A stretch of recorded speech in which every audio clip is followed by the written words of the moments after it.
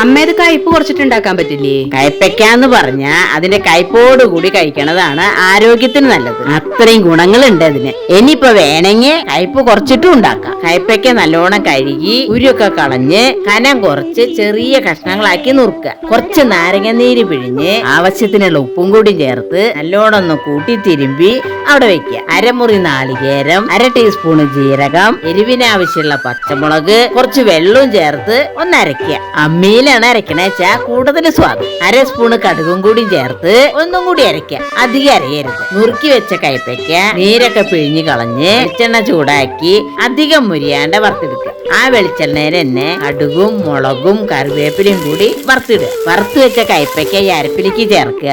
നേരെ പുളിയുള്ള തൈര് നല്ലോണം ഒന്ന് ഉടച്ച് പുളിക്കനുസരിച്ച് ചേർക്കുക. എല്ലാം കൂടി നന്നായി ഒന്ന് ഇളക്കി ചേർക്കുക. അതിലേക്ക് ഈ വറുത്തിട്ടതും കൂടി ഒഴിച്ച് ഒന്നും കൂടി ഇളക്കുക.